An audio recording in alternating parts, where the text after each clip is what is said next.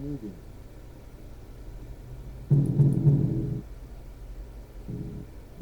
Siinä on ariston isme megiston. El criopa. Criota. Telesforon. Ostos temes que dones omeni pequenus suarizi. El criopa cronide. Kiles megiston.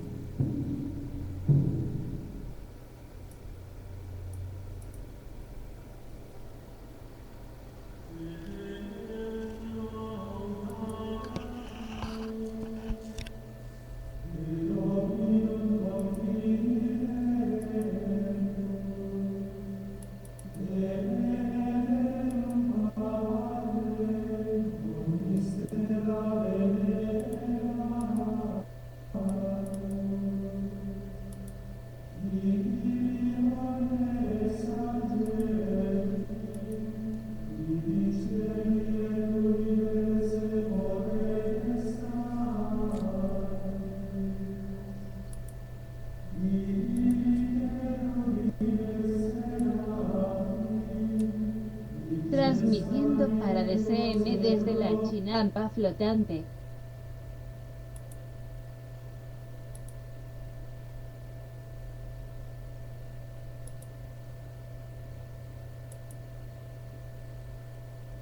Buenas noches, hoy vamos a abordar un tema por demás interesante en la construcción de el trono de la iglesia. El trono de la iglesia católica, se le atribuye a San Pedro. San Pedro, al que se le ubica como el primer padre de la iglesia. Curiosamente, Pedro, Peter, tiene muchas acepciones. Va desde el padre y la piedra en la que se erige una construcción, o desde donde se erige una construcción.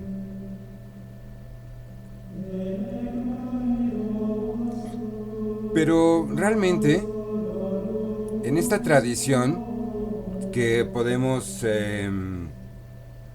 llevar atrás hasta Babilonia,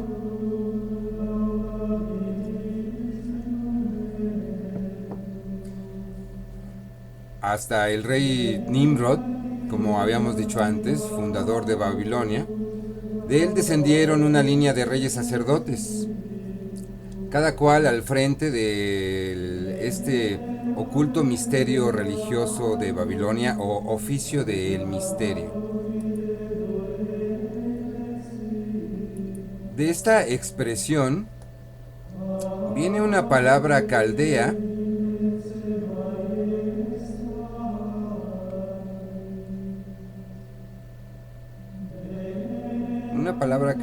a ver la imagen, ay, se me pierde la imagen, esta ahí, la cual quiere decir intérprete, y podremos transliterar como Peter o Peder. Del caldeo muy posiblemente pasó al arameo, de ahí a las lenguas indoeuropeas y al hebreo. Así que este es un título que procede desde Babilonia y significa el intérprete de los misterios de Babilonia.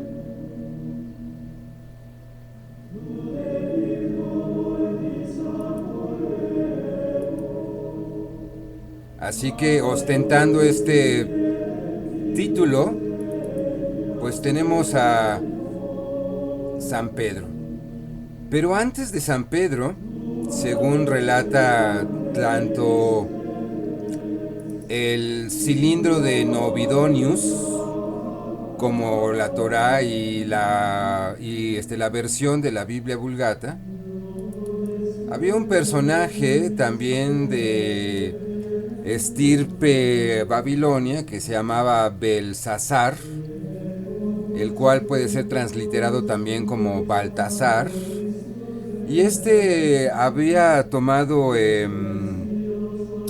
las ánforas o los cálices consagrados pues a Yahvé, ¿no? O al Dios de los hebreos, y los había usado para servir un banquete.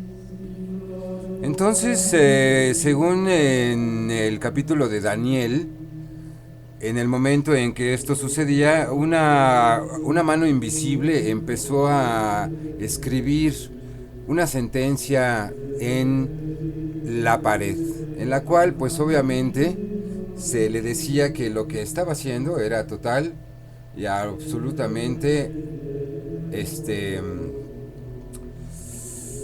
pues digamos que de alguna manera perjuroso. Así que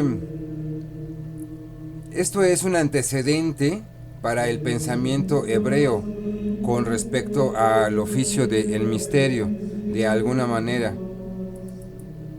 Así que los apóstoles Pedro y Pablo, se dice, llegaron a Roma, y el segundo incluso más lejos, y establecieron trono, el trono de la iglesia. Hay otras fuentes que dicen que San Pedro nunca pasó más allá de Antioquía y realmente nunca estuvo en Roma. Obviamente, pues esto está en contraposición con la narración clásica, que acaba incluso en el martirio de San Pedro.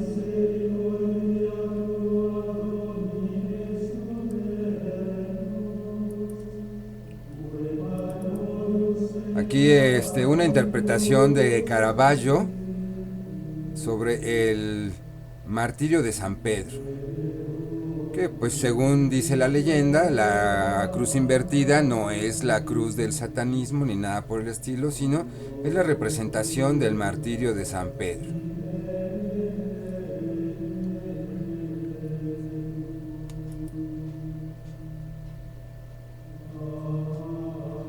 Así que habíamos dicho anteriormente que era un grado de los gobernadores, de los emperadores de Roma, el de pontífice.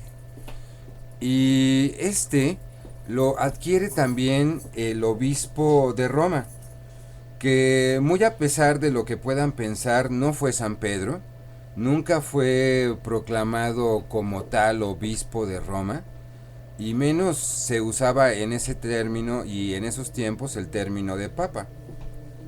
Así que fue Dámaso I, el primer obispo de Roma. Dámaso, así como Dámaso Pérez Prado. Y bueno, pues aquí lo vemos, ¿no? Portando una prenda que también viene desde Grecia, desde Egipto, desde Sumeria, y que es el palio.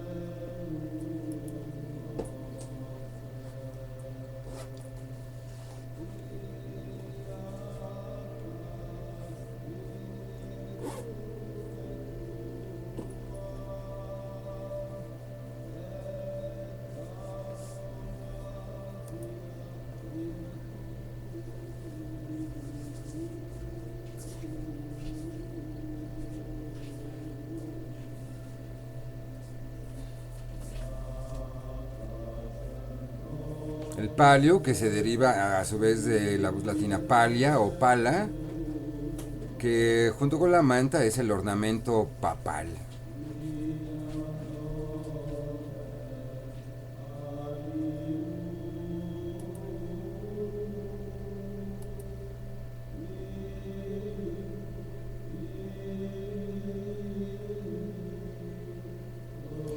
Tiene las características de que los últimos tienen seis, seis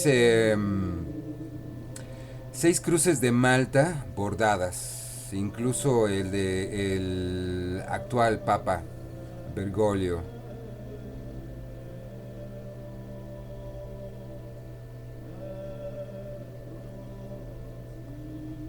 Sin embargo, pues bueno, Damaso I ocuparía lo que se le conoce como la silla de San Pedro o el trono de San Pedro.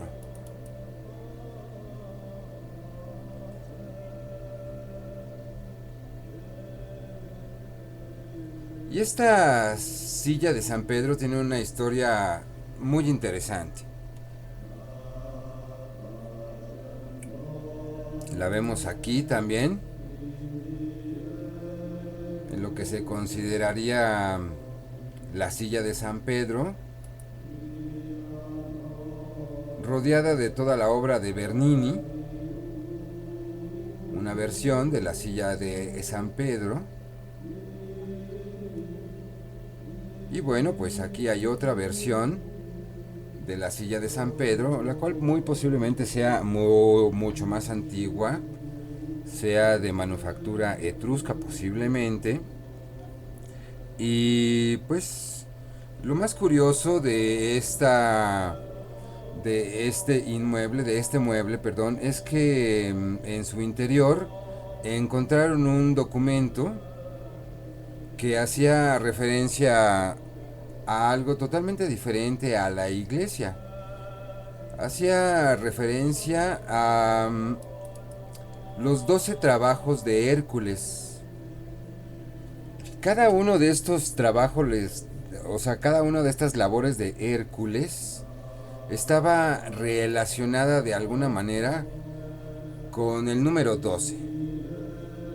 A su vez, de entre los 12 apóstoles, pues es Pedro al que, según la mitografía de la Biblia, pues se le atribuye y se le indica que se erigirá su iglesia. Son 12 también las constelaciones del zodiaco. Son 12 también los animales del horóscopo chino, que está basado en la órbita de Júpiter, que ya hablaremos de Júpiter más adelante. ¿Y cuáles eran los 12 trabajos de Hércules? El primero era matar al león de Nemea y despojarle de su piel. Pobrecito. El segundo fue matar a la hidra de Lerna. El tercero, capturar a la cierva de Serinia. El cuarto, capturar al jabalí de Erimanto. El quinto fue limpiar los establos de Augias en un solo día. El sexto, matar a los pájaros de Estílfalo. El séptimo, capturar al toro de Creta. El octavo, robar las yeguas de Diomedes. El noveno, robar el cinturón de Hipólita. El décimo, robar el ganado de Gerión. El undécimo, robar las manzanas del jardín de las Hespérides. El doceavo o el dodécimo, capturar a Cerbero y sacarlo del inframundo. O sea, traducido como sacarlo de el infierno.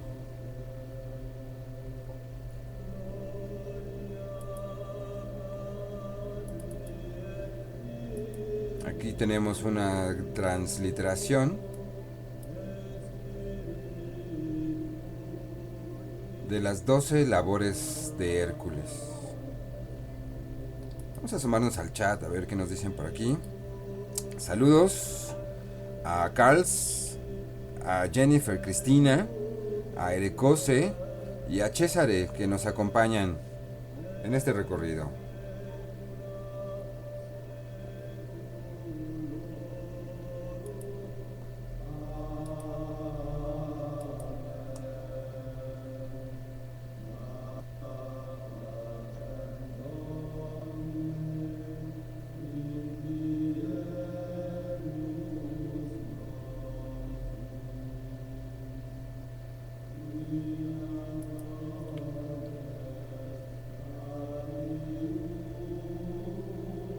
Regresemos al trono de San Pedro.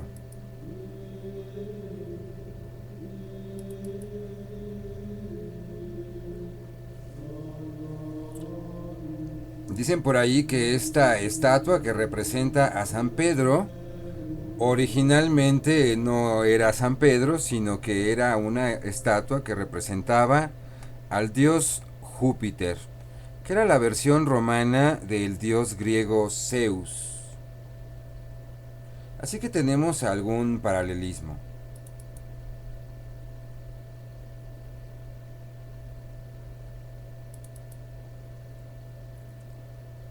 Aquí tendremos una representación del trono de Zeus, el dios griego, que es el paralelismo al romano Júpiter.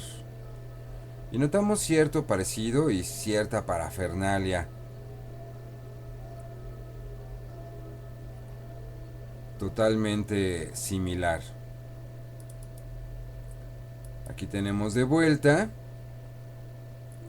otra vista de el trono de San Pedro, ahora portando la llave y además la mitra, que hace referencia al dios persa Mitra, y además hace referencia al sombrero que usaban en el culto de Dagón, como ya habíamos visto en un videoprograma anterior. Pero pues hablando de la llave, y con aquello de que San Pedro tiene las llaves del cielo, vamos a echar un vistazo a la bandera del Vaticano. La bandera del Vaticano tiene dos colores fundamentales, el amarillo y el blanco. El amarillo activa la atracción y el blanco activa la luz, la iluminación, el conocimiento, la gnosis. Curiosamente, en la mayoría de los cultos arios, en los cultos atlantes, en la toltequidad incluso, los colores imperiosos, los colores representativos de los rumbos, de la deidad, de la espiritualidad, de la vida, de la muerte, de la ritualidad, son el negro, el rojo, el amarillo y el blanco. El negro nos refiere a la parte oscura, a la nulidad, a la vastedad. El rojo a la sangre y al chakra de la tierra. También el amarillo sería un reflejo del oro, del auricus, y el blanco del argento, de la plata. De tal suerte que en esta leyenda se dice que una es la llave de plata y la otra es la llave de oro. Recordemos aquello de la rosa, y una rosa era blanca y la otra era roja, pero existía también la posibilidad de la rosa dorada. De tal manera, una de las llaves, la que se relaciona con el amarillo y con el color oro, es la llave solar, y es la llave que abre el cielo. El color blanco, el color plata, se relaciona entonces con la llave lunar, aquella que abre el vientre de la diosa o aquella que abre el inframundo. Es por eso que en la mitografía popular católica cristiana es muy común que encontremos con el pensamiento que una es la llave del cielo y la otra la llave que abre los infiernos.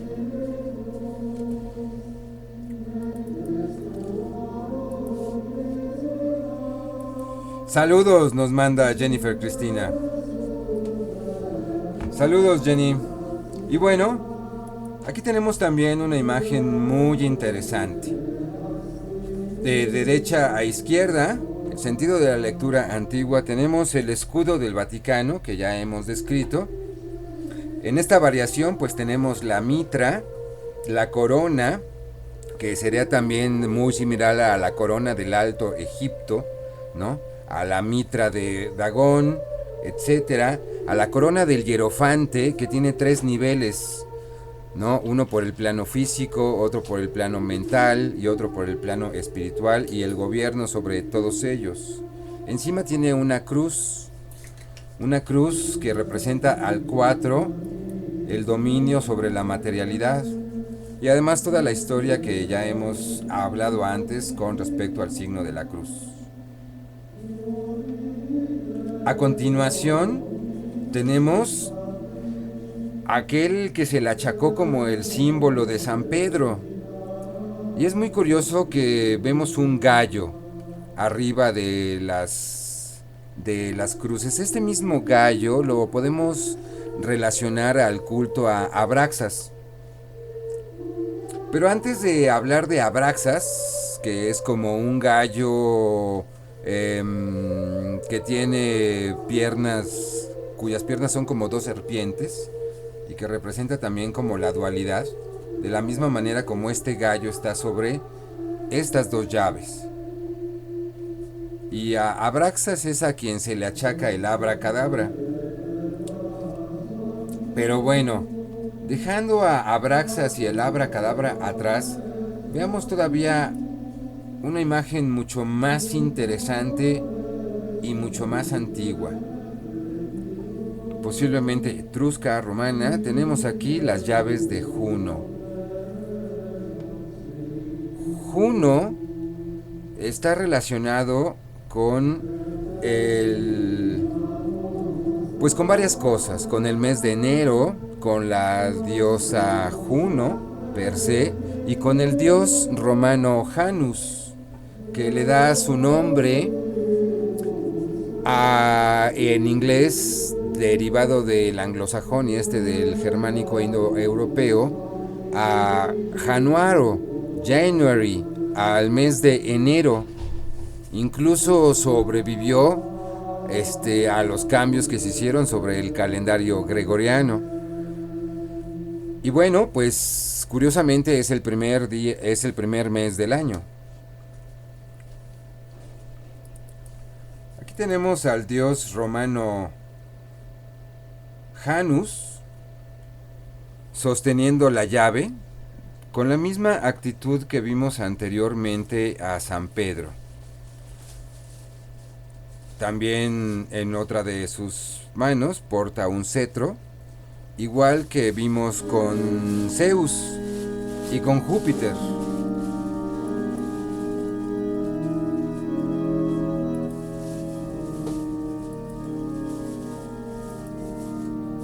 Y hay otra imagen todavía más explícita, una chulada de imagen. Aquí tenemos al dios Janus, coronado con la media luna. ¿Recuerdan ustedes el misterio de Babalón, Semiramis, la luna de Diana, de Inanna, etcétera? Las características lunares coronando a Janus. Y el dios Janus se representa con 2 caras. Curiosamente, ¿no? Estas 2 caras van a representarse después en las 2 llaves, o en la duplicidad de la llave. Una cara ve hacia el pasado y otra cara ve hacia el presente. Por eso está situado en el primer mes, porque es testigo de que algo termina y también anuncia que algo empieza. Y bueno, pues curiosamente tenemos aquí al gallo Abraxas parado justo junto a él y junto a su trono, y porta la misma indumentaria, la llave y el cetro.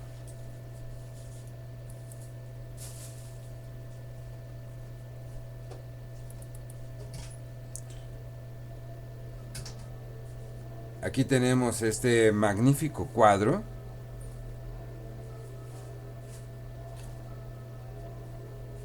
de Júpiter y Tetis.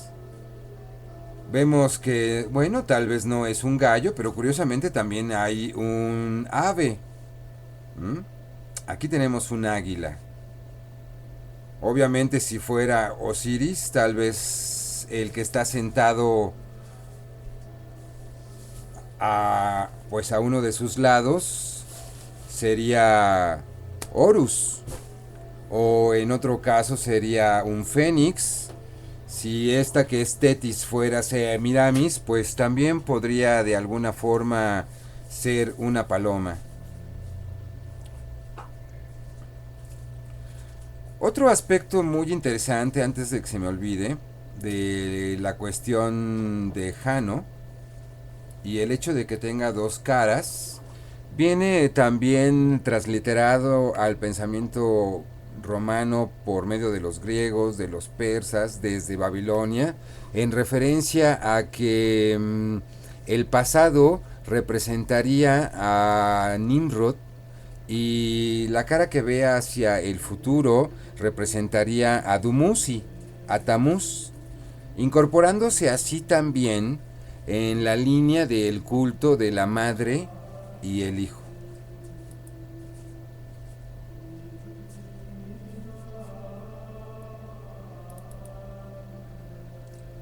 Ah, aquí teníamos la imagen que se me perdió hace ratito, el palio del Papa Francesco Bergoglio. Bueno, pues aquí podemos apreciar 4 de las 6 cruces de Malta, cruces de Anu, cruces de Shamash, bordadas en su palio. Y esta prenda se heredó no como obispo de Roma, sino con la unión de cargos entre oficiante del culto del misterio, y ser el obispo de Roma, ¿no? Que toma el lugar del trono de Roma. Obviamente, pues es un eclecticismo tremendo.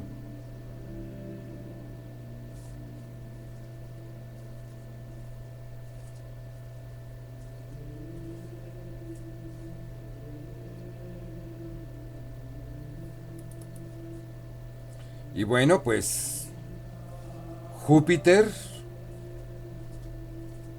al que se le equipara con Enlil de alguna manera, en estas tradiciones de que un dios tiene dos hijos y estos pueden representar planetas o incluso pueden representar sistemas estelares binarios, sistemas de dos estrellas simultáneas, o la idea cuántica de que dos cosas pueden suceder coordinadas a una distancia de años luz. Pero bueno, válganse las proporciones entre el gigante de las tormentas, ¿no? Por aquello de que siempre le ponen un trueno en la mano, ¿no?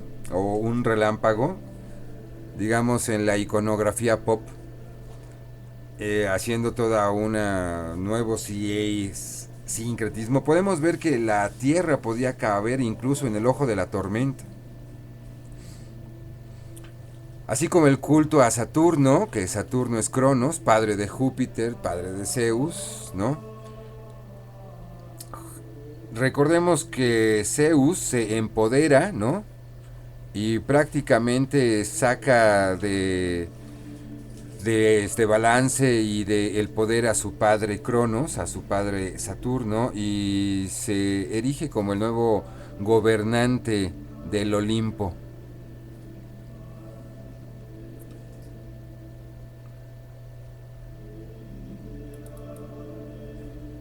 Aquí tenemos otra representación del dios Júpiter.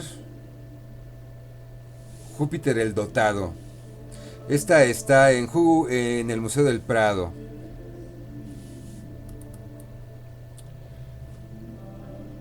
Esto es una cúpula muy interesante porque fue una transformación prácticamente de una cúpula que estaba en el Óculos, en el antiguo templo a Júpiter, y que pues acabó también representándose, ¿no?, en la Basílica de San Pedro.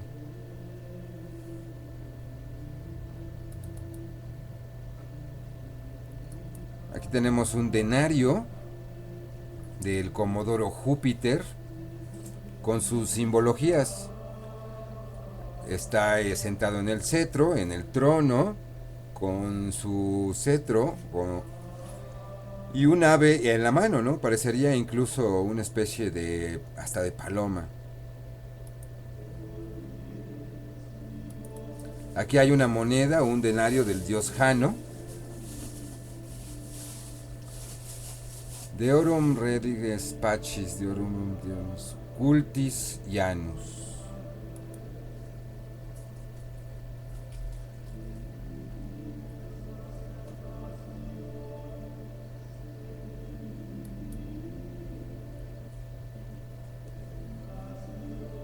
Jano me parece un personaje de lo más interesante. Ya que en la mitología romana, era un dios de dos caras, ¿eh? Y dos caras en todo lo que esto nos podríamos imaginar y que nos pueda significar. Fue padre de Fontus. Jano era el dios de las puertas, los comienzos y los finales. Y en la mitografía popular católica mexicana, por ejemplo, santera, te dicen que atrás de las puertas vive el egua, ¿no? Y está representado por el Santo Niño de Atocha, que curiosamente, no tengo la imagen aquí, pero si lo analizan, está sentadito en una silla, tiene una especie de gorrito muy singular y tiene un cetro y muy posiblemente algún ave por ahí, tal vez una paloma. Les debo la imagen, pero fíjense hasta dónde llegan estos sincretismos. Y por eso fue que y pues es por ende que se le consagró al primer mes del año y que en español pasó al latín Januarius, a Río de Llano, como ejemplo en Brasil, ¿no? Río de Janeiro, ¿no? Alguien que anda por los llanos también es un llanero, ¿no? Janero, Janeiro, y de ahí nosotros tenemos a enero. Y bueno, se le invocaba, ¿no? Públicamente el primer día de enero, al que se le llamaba específicamente el original Januarius. Y, y bueno, pues se le invocaba para comenzar una guerra, curiosamente, y mientras esta durara, las puertas de su templo permanecían siempre abiertas, de par en par. ¿Le suena esto? Cuando Roma estaba en paz, las puertas se cerraban. Jano no tiene equivalente, curiosamente, en la mitología griega. Y muy posiblemente tenga que ver con algún culto etrusco anterior.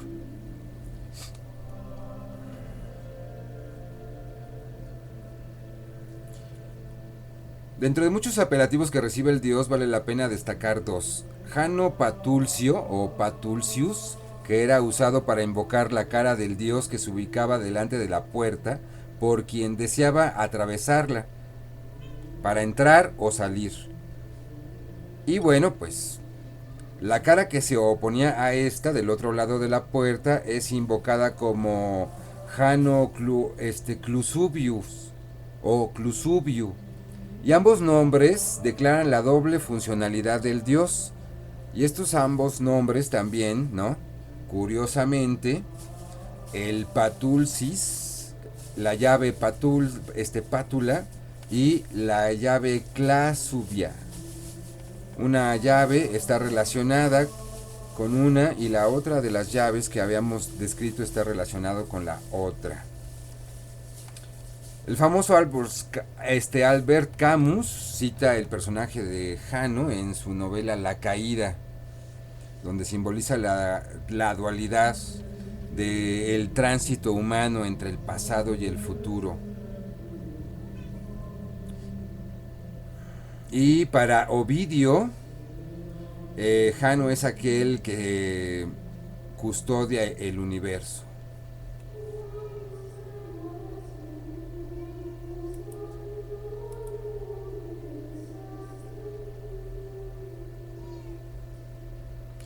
Interesante, ¿no?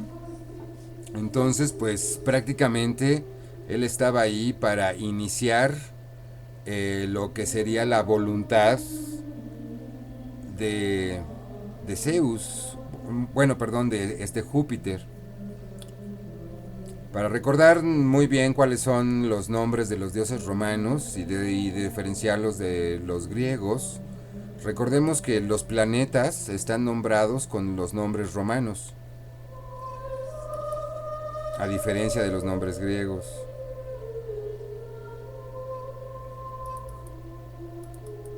Y bueno, pues hay personajes que no pueden evitar, ¿no?, hacer alguna similitud cuando están y cuando están ahí y que pueden hacerlo. Obviamente, ¿no?, la toga roja del emperador romano, la corona de olivo, el trono de Júpiter, ¿no? Y también el de Jano, en fin, ¿no? Napoleón conocía curiosamente, y miren nada más, y aquí en el centro tiene el Shamash. En fin, si analizamos los colores, los oropeles, ¿eh?, el cetro de la mano, su mano en el otro cetro, ¿no?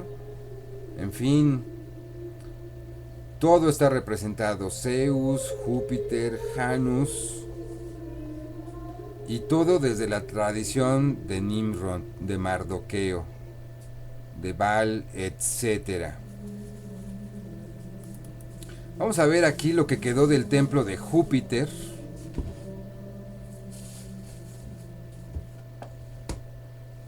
Y recuerden esta imagen porque después vamos a ver algo que nos haga una referencia brutal. Y bueno, pues así es como te lo pintan, que muy posiblemente pudo haberse visto en la antigüedad. Templo de Júpiter. No eran ángeles para ese entonces, sino victorias aladas. Y bueno, pues, ¿qué cosa más parecida podemos encontrar aquí en Washington, D.C., que el exterior del monumento a Abraham Lincoln? Vemos la típica columnata de estilo griego o románico griego.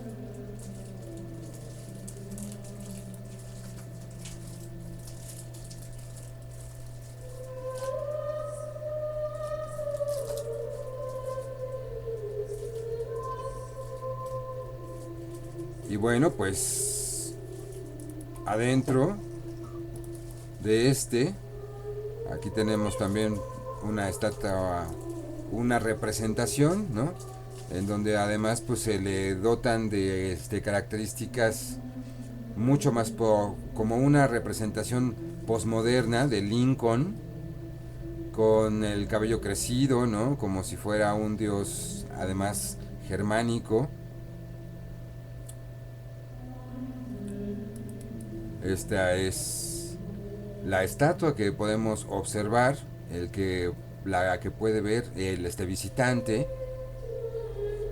Y bueno, pues no es otra cosa que la misma idea del trono de San Pedro y la misma idea del trono de Júpiter. Incluso pues ha sido parodiado en la ciencia ficción. Alguna versión de la saga del planeta de los simios, en la realidad paralela, pues incluso existe el mismo monumento.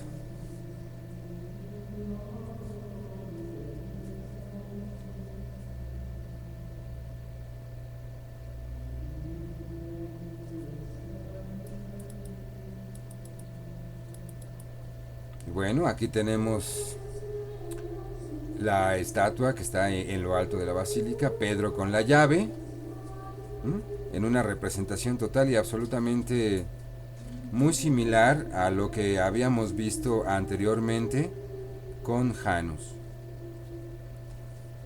Habíamos hablado que el número 12 tiene mucho que ver con esto de que los 12 apóstoles, las 12 trabajos de Hércules, que recordemos habían sido encontrados en la cátedra de San Pedro, que es este primer trono, aunque pues como podemos ver, el trono ha ido evolucionando de muchas maneras. ¿Mm? Esta obra, esta escultura que está atrás, ¿no? Hay quien le llama el trono de Satán, hay quien le llama el trono de Júpiter, en fin, sigue siendo lo mismo. Pero lo importante es precisamente regresar al número 12. El número 12, ¿no? Que además de ser la órbita, digo que además de ser el número de signos que está en nuestro zodiaco, es también el número de años que tarda aproximadamente el planeta Júpiter en dar una órbita. Y en esta órbita de Júpiter, la cultura humana y sobre todo los astrólogos chinos han ideado un horóscopo chino.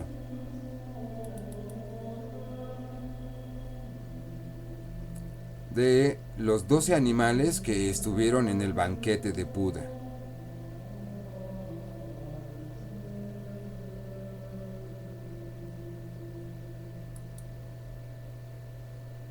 Hay muchas cosas curiosas de acuerdo al 12.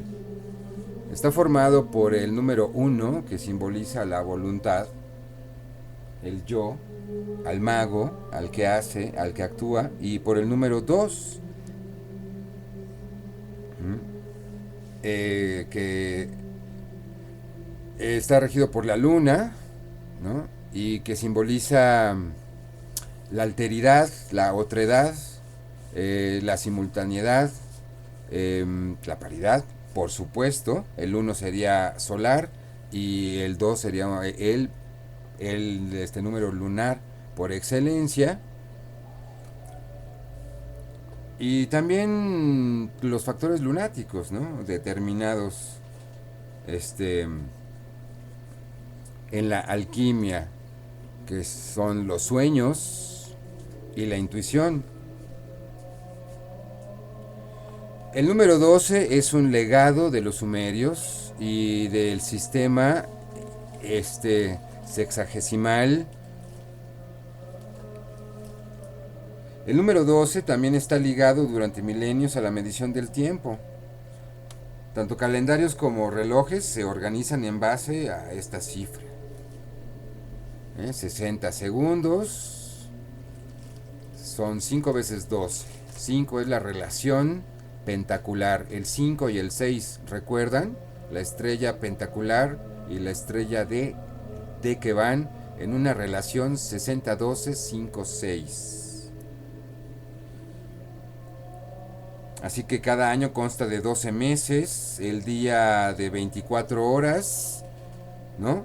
12 de día y 12 antemeridiano y 12 postmeridiano. Cada hora se divide en 5 por 12 minutos, o sea 60, y cada minuto en 5 por 12 segundos. La graduación usual de la circunferencia es 360, es decir, 12 por 30. El duodeno, que es parte del intestino delgado, significa 12 dedos. El número de pares craneales, de nervios que salen directamente y que atraviesan el piso del cráneo y que se dirigen hacia diferentes partes del cuerpo, se llaman los 12 pares craneales. El número 12 es el número más pequeño con 6 divisores. Los dioses del panteón olímpico, ¿cuántos creen que eran? Curiosamente eran 12. Igual que estos trabajos que le fueron encargados a Hércules, lo llamaban los romanos, para los griegos era Heracles. Y bueno, Jacob tuvo 12 hijos y 12 fueron las tribus de Israel y 12 los apóstoles, ¿no? Como hay 1 más 12 es también el 1 que modela al 12, el 13 como Ofiuco es a los demás signos del horóscopo. En el número de función de la mayoría de los teclados de ordenador hay del F1 al F12. Un total de 12 astronautas han caminado desde ahora supuestamente sobre la Luna. Y un escritor norteamericano llamado F. Emerson Andrews fundó el 5 de abril de 1944 la Sociedad Duodecimal, con el objetivo de investigar y educar en la ciencia matemática, con especial dedicación al uso de la base 12 de numeración en todo tipo de cosas, en la metrología, en la ciencia, pero sobre todo en la metrología, en eso que tenga que ver con las normas internacionales de las mediciones. Y en su publicación periódica, llamada el Boletín Duodecimal, pues se la pasa difundiendo las virtudes del número 12. 12 para el tarot es la carta de El Colgado. 12 para la numerología es la víctima o el apostolado, curiosamente, donde el 1 representa al maestro y el 2 representa al alumno.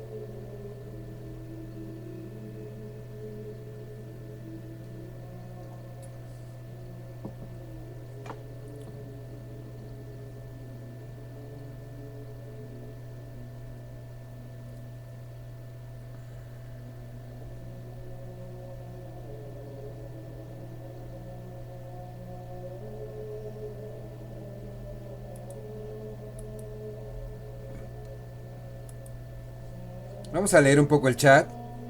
Ya se movió.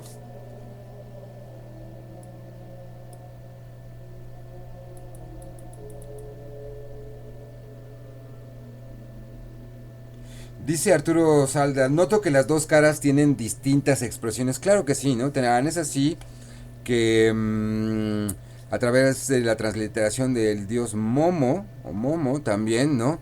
Tenemos hasta la fecha que el teatro y la revista y la comedia o el melodrama están representados por una cara alegre y una triste, ¿no?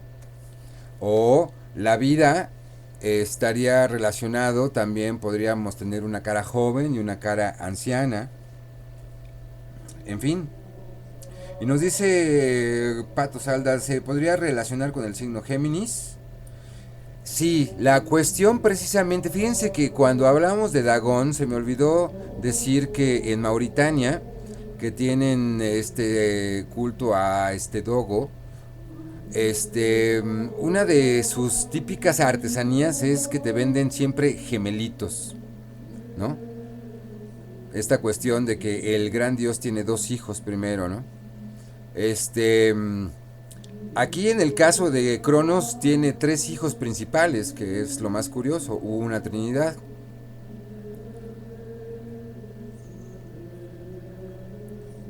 Y también es muy curioso que el signo de Piscis, relacionado pues, como hemos visto, con la cristiandad, con Babilonia, con los filisteos y con el culto a Dagón, con el culto a Poseidón, etcétera, ¿no?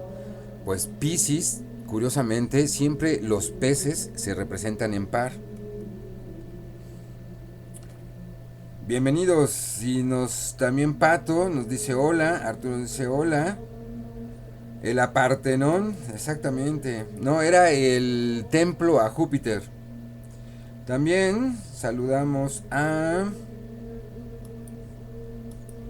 Jenny, que anda por aquí. Exactamente, Pato nos dice los 12 caballeros de la mesa redonda. Exactamente, tiene la misma transpolación. Dice Arturo, le dice sí, Pato, y dice Jennifer, la Virgen del Panecillo tiene 12 estrellas. Y dice Arturo, la corona de la Estatua de la Libertad tiene 12 puntas, la de Libertas, o la de que también representa pues a Perséfone. Y Pato Vaz dice, oh, no sabía Jennifer, quizás es algo del Apocalipsis, voy a ver. Y Pato nos dice, según Wiki, la cabeza de la Virgen está coronada por 2 estrellas que brotan de la diadema de plata repujada y cincelada que, para la cosmovisión andina, representa la preeminencia femenina durante los 12 meses del año, relacionándola con la agricultura, los tiempos de la siembra, cosecha regidos por la luna, menguantes y crecientes, el sol, solsticios y equinoccios. Y sí, ¿no? Y también pues es una alegoría a todas las otras vírgenes europeas coronadas con estrellas, ¿no? Como el arcano 3, la emperatriz en el tarot, y que pues es una apología de Semiramis. Si ustedes ven cualquier póster de la comunidad europea, ¿no? También tiene una corona de estrellas. El número de estrellas pues va variando, ¿no? En Caldea se le coronaba a la diosa con 8 estrellas, ya que también se va a representar en el arcano 17, la estrella, la inmortalidad. Ok.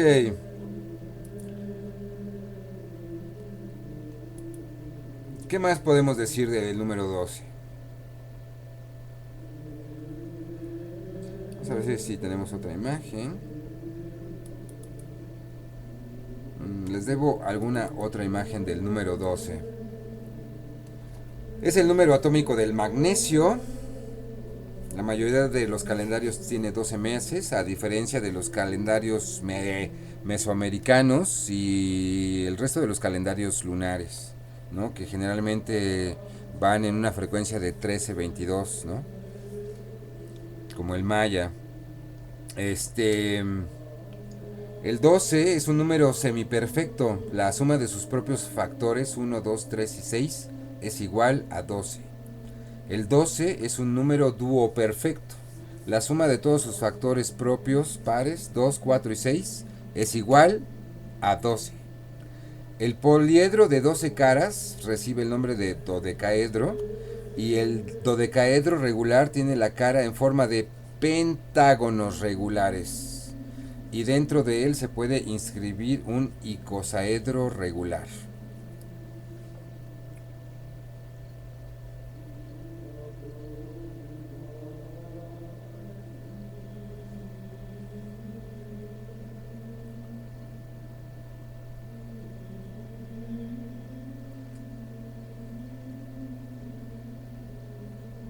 Otro motivo podría ser que comparte con el número 7, que es el número de las permutaciones.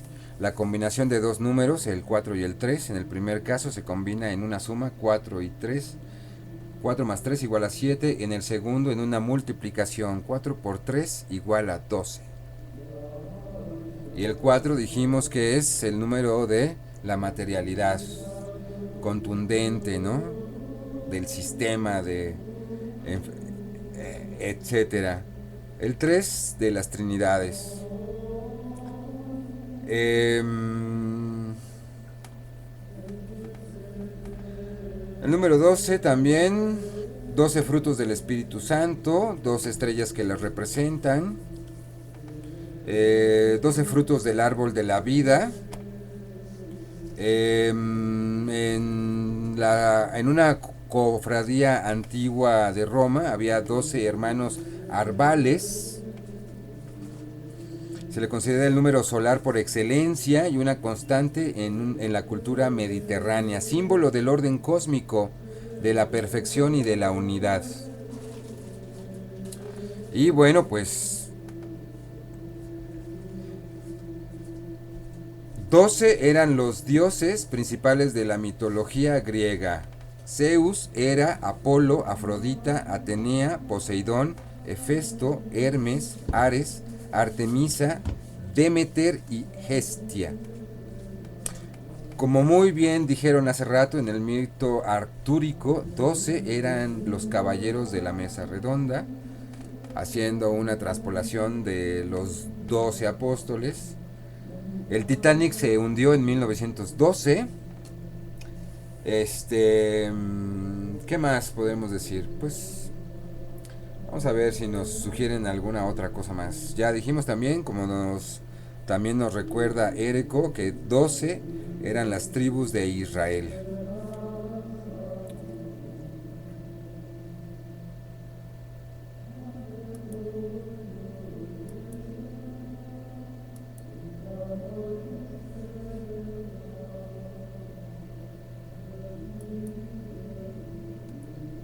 Ok, vamos a hacer un resumencito.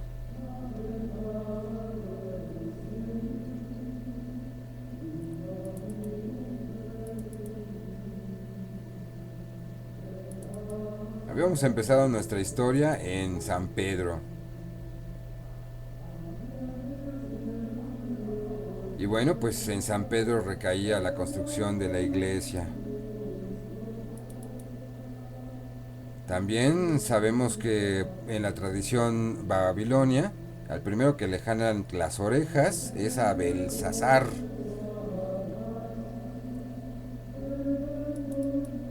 Esto está relacionado o está narrado en este cilindro llamado de Nabonidus. Damaso, y no Pérez Prado, fue el primer papa realmente, y no el mencionado San Pedro.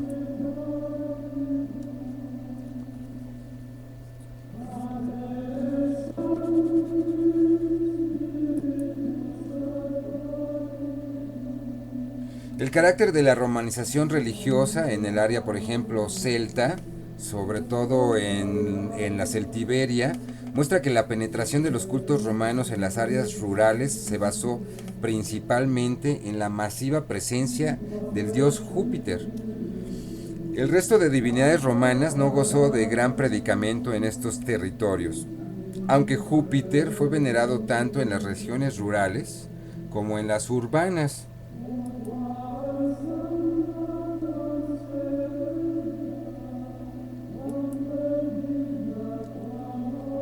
A Júpiter en toda su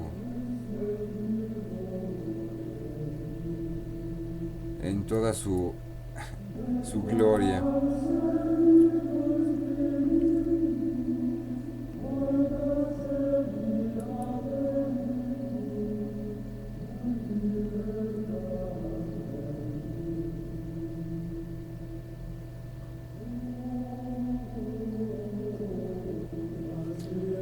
Curiosamente estaba buscando himnos órficos y no encontré en especial ninguno dedicado a Zeus.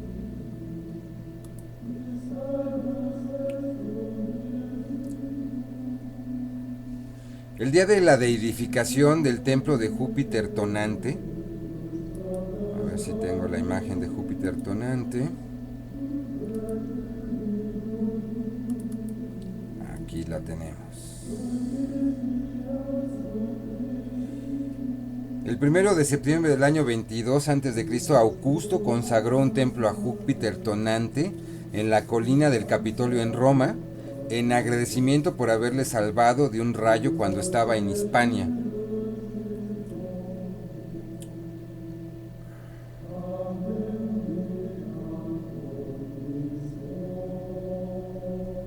Y bueno, pues no todo era dicha, ya había quien criticaba una serie de cosas. Por ejemplo, encontré esta queja del pueblo romano y dice: tú prostituta, ven, mira, aquel que lleva la cabeza cubierta como un sacerdote es Octavio Augusto. Finge respetar la república mientras en todo el imperio no se mueve ni una brizna de aire sin su autorización. ¿Quién puede soportar a un hipócrita semejante?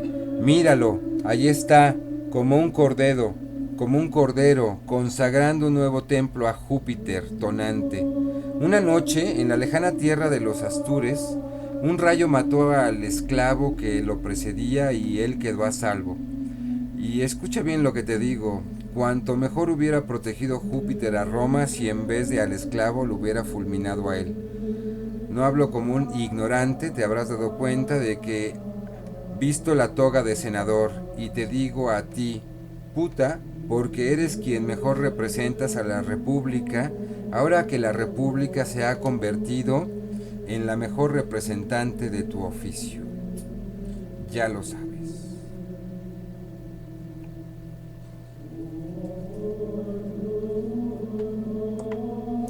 En fin, ¿no? Qué curiosa esta sentencia que encontramos como curiosidad histórica.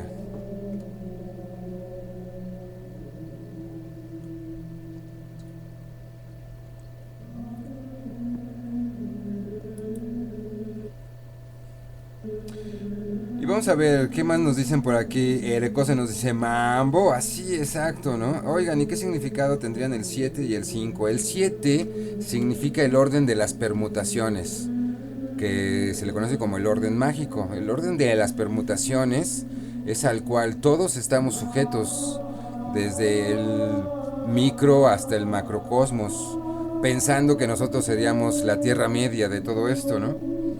Y el 5 representa las coordenadas tiempo-espacio. En la escuela de, que ya lo hablábamos, no me acuerdo, pero bueno, en la escuela de Pitágoras, representa la escala pentacular, ¿no? En la cual se basa la idea del rectángulo de oro. Y bueno, 5 es precisamente, rige a Mercurio, ¿no? La comunicación. Y Arturo Salda nos recuerda que hay un átomo de carbono 12, efectivamente. Y Ereco nos dice, ya desde esa época odiaban a los políticos. Yo creo que los han odiado desde siempre, desde que existe la polis. Se habrán llamado políticos. Y antes de que el término polis en griego existiera, pues ya los odiaban de igual manera. El amor o el culto a los políticos es solamente una cara hipócrita, ¿no? Del mismo sistema. En fin.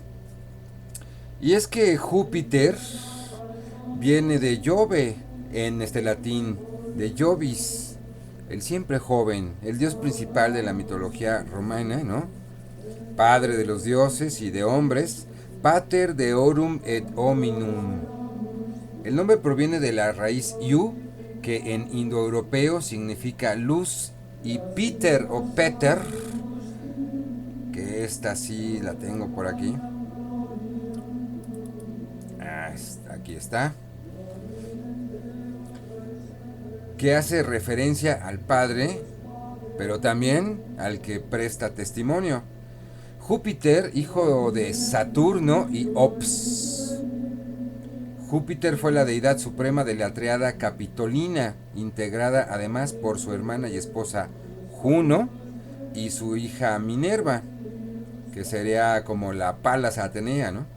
Sus atributos eran el águila, el rayo y el cetro. Y su equivalencia en la mitología griega, pues es obviamente Zeus. Y el culto a Júpiter, de probable origen sabino, fue introducido en Roma por Numa Pompilio, en el mayor templo romano construido en su honor en la colina Capitolina, una de estas colinas, ¿no? Justamente donde está Roma, y fue venerado como Júpiter Optimus Maximus, Júpiter el mejor y más grande, protector de la ciudad y del Estado romano, de quien emanaban las autoridades, las leyes y además el orden social. Por algo, el arcano 12, como ya dijimos, es el colgado.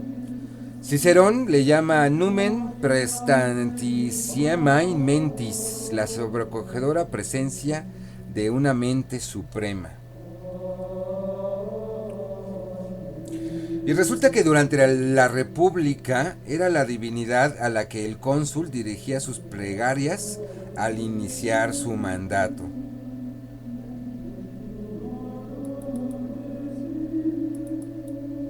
Tenemos el templo.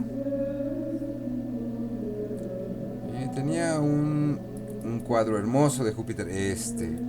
Perfecto. Así que, bueno, pues ya desde que los cónsules tenían que rezarle, ¿no? En el imperio, con la introducción del culto imperial, Júpiter dejó de ser la única personificación de la máxima grandeza.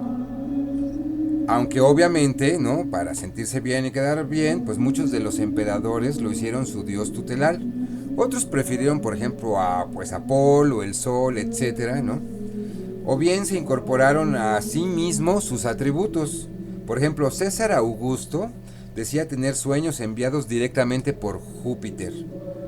El mismo Cayo germánico Calígula se hizo llamar Optimus Maximus, el mismo título, y comunicó mediante un puente su palacio en el Monte Palatino con el mismo templo de Júpiter Capitolino. Capitolino, de ahí la necesidad de construir un Capitolio, curiosamente, ¿no? Les debo una imagen del Capitolio, perdón. Y bueno, pues como el Capitolio de Washington, Capitolios me parece que hay en algunos otros lugares, incluso en islas del Caribe, y nuestro monumento a la revolución, que es un Capitolio inacabado, que se quedó ahí en la primera etapa y que después no supieron qué hacer más que ponerle monumento a la revolución. Pero bueno, regresemos a la cuestión del mito.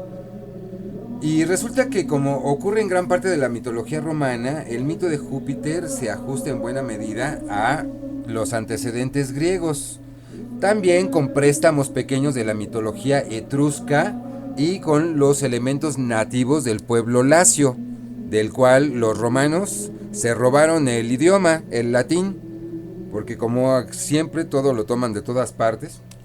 Originalmente a Júpiter se le consideró un dios del cielo en relación con el clima y los ciclos agrarios, pero esta función pues ya la tenía el mismo Saturno, Cronos, así que pues más bien después fue nombrado protector de las confederaciones de los estados o de las ciudades latinas, hasta que con el tiempo adaptó atributos acordes al Estado romano, la justicia, el derecho, la autoridad de las leyes, aunque conservó elementos de su anterior concepción con el de ser portador del rayo, al igual que Zeus en la mitología griega, por eso es portador de la luz también, y al igual que él finalmente se convirtió en el dios de dioses.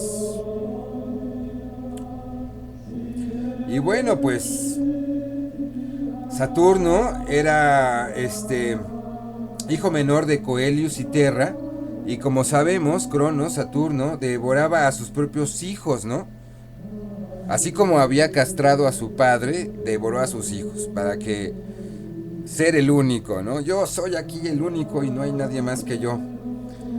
Así que, cumpliendo así con la condición que su hermano mayor Titán le había impuesto para gobernar de manera que la descendencia de Titán pudiese luego llegar al trono de soberanía sobre el resto de los dioses, o sea, los titanes. Sin embargo, Ops, la esposa de Saturno, logró sustraer a Júpiter, Neptuno y Plutón. O sea, no es como la esposa de Zeus, que andaba ahí nada más muriendo de celosía, sino aquí ya tiene otras funciones. Y fue ella quien sacó a Júpiter, Neptuno y Plutón, y no el hermano Zeus, ¿no? Curioso.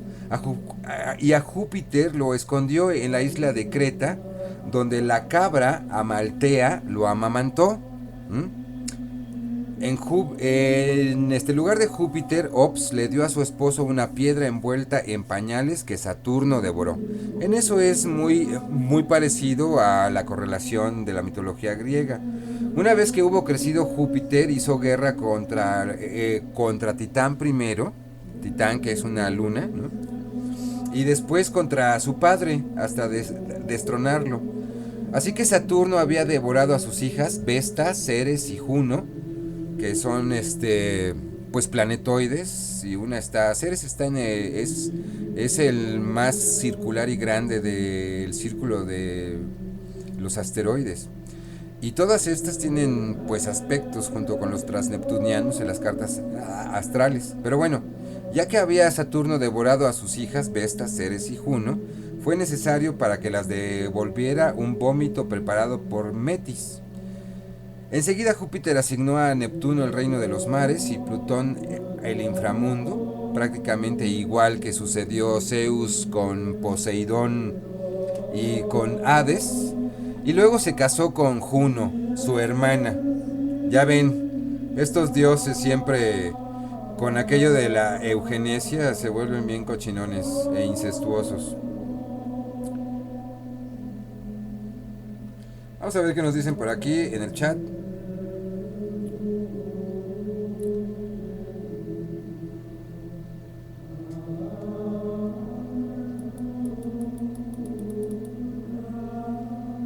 Damos la bienvenida a Kai Cercano, buenas lunas, bienvenido.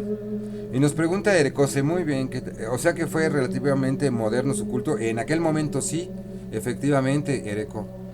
Y nos dice Pato va, encontré el versículo, ay, se me movió.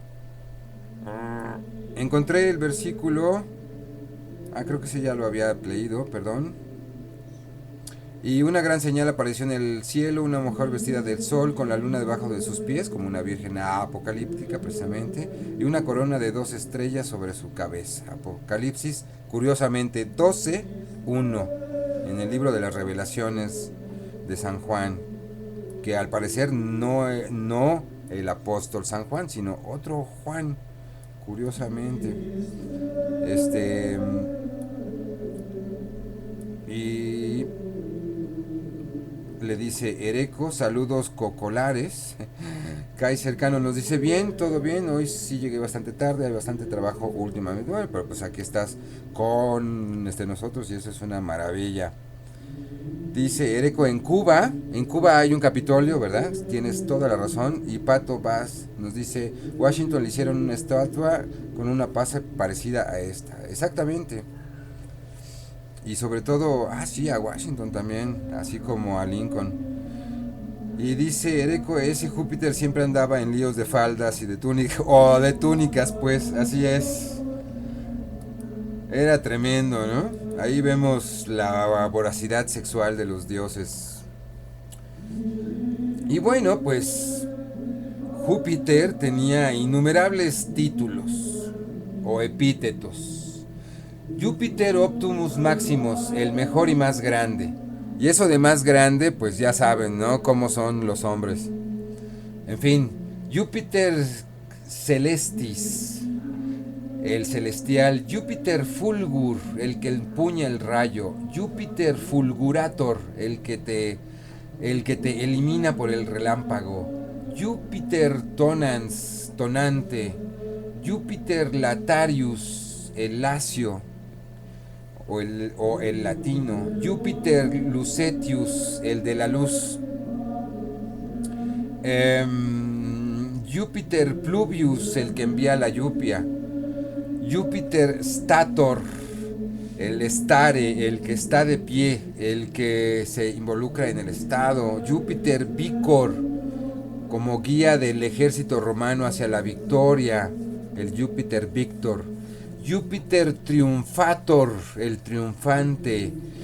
Júpiter Invictus, como el sol, curiosamente, el invencible. Júpiter Imperator, que quiere decir comandante supremo. Júpiter Terminum o Júpiter Terminalus, defensor de las fronteras. Júpiter Predator, expoliador del botín. ¿Qué tal? Júpiter Sumanum, para que no vean que solamente los bárbaros eran predadores. Júpiter Sumanum, el que envía el trueno nocturno. Júpiter Brixianus, como equivalente del dios local de Brescia en la Galia Cisalpina. Júpiter Ladicus, como equivalente del dios celtíbero de las montañas y adorador como espíritu del monte Ladicus. Júpiter Parcinus o Partinus, como fue adorado en las fronteras de Dalmacia y Mesia, asociado quizá a la tribu local conocida como los Partenios. Júpiter Phoenius, increíble, ¿no? el Júpiter Fénix o Foninus, como fue adorado en los Alpes por la zona de la Gran San Bernardo, donde tenían un santuario. Júpiter Solutorium, una versión local adorada en la zona de Castilla, donde fue sincretizado con el dios íbero local Eacus.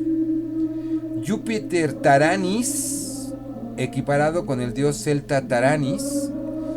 O sea que hicieron sus sincretismos igual, ¿no? Con los dioses antiguos de los celtas, muy anteriores a los dioses germánicos que conocemos, Thor y los Vasnir y los Ari, etcétera. Odin y Freya, en fin. Júpiter Uxelinum, finalmente, como fue adorado en Austria, que quiere decir Dios de las altas montañas. Y bueno, hablábamos del Capitolio, pues Júpiter Capitolino se debe a que el templo de Júpiter Óptimo Máximo fue levantado en la colina Capitolina y era el mayor de los templos romanos. Ahí era adorado con la forma de una piedra sagrada conocida como la Júpiter Lapis, sobre la que se realizaban los juramentos. ¿Les suena eso de hacer un juramento sobre un pedestal o sobre algo? En este templo se le adoraba junto a su esposa y reina Juno, como habíamos dicho, y su hija Minerva, la cual se conocía como la Triada Capitolina. Curioso, ¿no? Hablando de triadas, aquí tenemos otra triada, otra trinidad. Era común que los romanos construyesen templos dedicados a Júpiter Óptimo Máximo o a la Triada Capitolina en el centro de las nuevas ciudades de las colinas. Y bueno, pues hubo un tal Tarquinio Prisco que fue el que empezó la construcción y pues se acabó mucho tiempo después.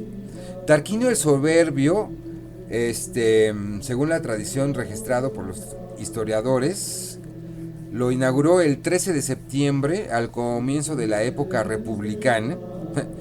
Curiosamente, ¿le suena esto, no? Suena como al destino manifiesto de los padres de la patria norteamericana. Pero bueno, un 509 a.C. y se erigía sobre un podium alto en una escalinata de entrada en su frente. En 3 de sus lados estaba probablemente una columnata y tenía otras 2 filas de pilares dispuestos en línea con las de la fachada para formar un profundo pronao que precedía los 3 Kelei o Selei, que quiere decir cielos, que iban de lado a lado a la manera etrusca, siendo la central más ancha que las otras 2. Es como una puerta más ancha y 2 más angostas a los lados, lo cual lo podemos ver en todas las culturas, lo encontramos en los mayas, lo encontramos en la Última Cena de Leonardo da Vinci, esa imagen también de las 3 puertas o las 3 ventanas atrás, lo encontramos ¿cómo se llama este centro? Teanguarica, ¿no? En fin, a ver si en el chat me soplan.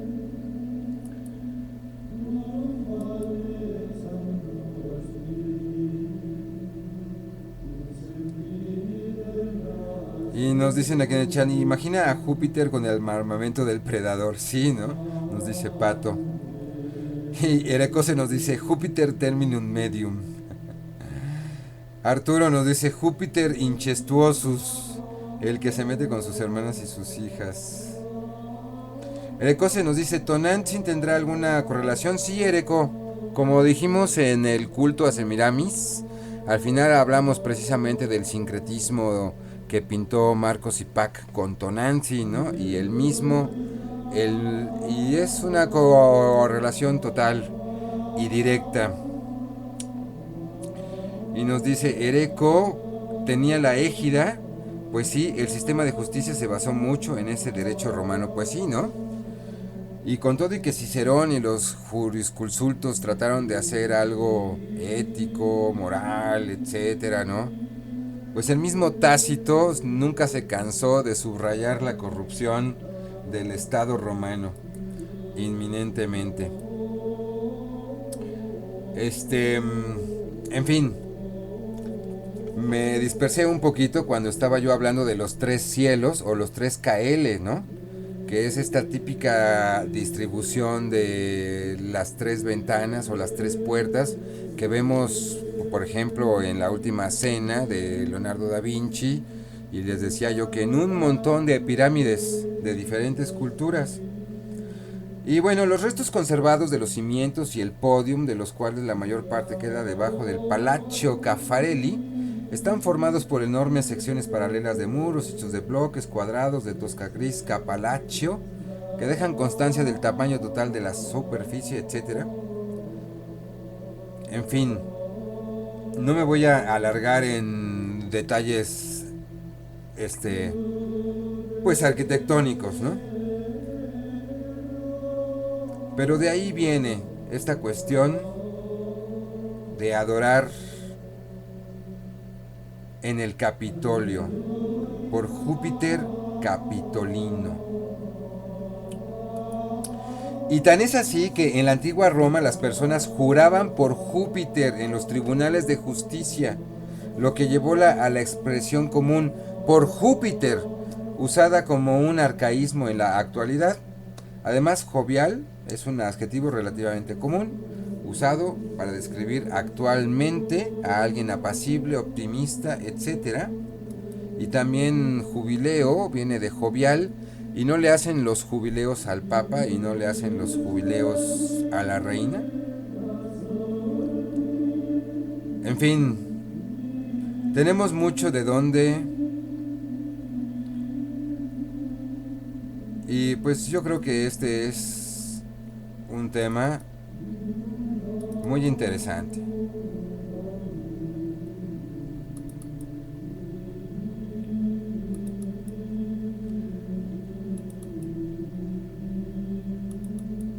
Yo sé que les debo algunas imágenes, les pido una disculpa, pero a veces me voy a más temas que las imágenes que tengo presentadas. Pero bueno, de todas formas yo creo que cubrimos ahí a gruesas pinceladas, aunque sea, este tema, ¿no? Que pues invito a que lean sobre él, investiguen sobre él y sobre todo pues vean todas las correlaciones y paralelismos que podemos encontrar hasta la actualidad. Vamos entonces a asomarnos al chat antes de despedirnos y leer qué nos dicen por aquí. Nos dice Ereko Sekaganahana. En la mitología griega, según Homero, el égida es el escudo o rodela de Zeus, labrado para Zeus, por Hefesto, guarnecido con borlas y llevando la cabeza de Medusa en su centro. Ok, sí, lo ubico perfectamente.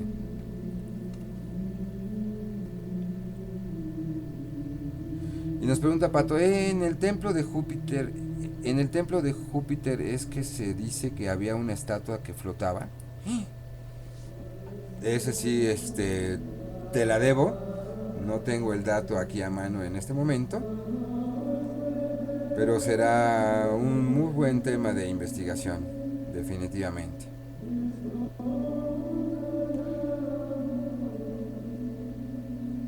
Ok, pues ya casi vamos a concretar.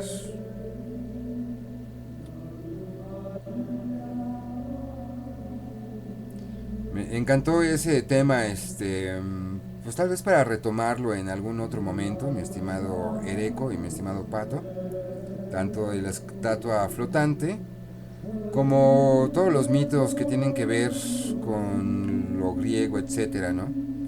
Ahora que nos referías la égida. Y bueno, pues eso nos abre tema para otros videoprogramas sobre simbología.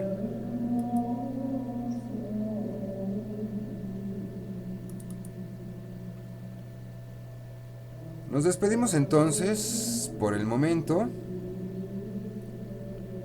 Esperamos que este tema sea de su agrado. Un saludo a los que nos acompañaron en esta transmisión en vivo y un saludo, por supuesto, a los que lleguen a ver este video.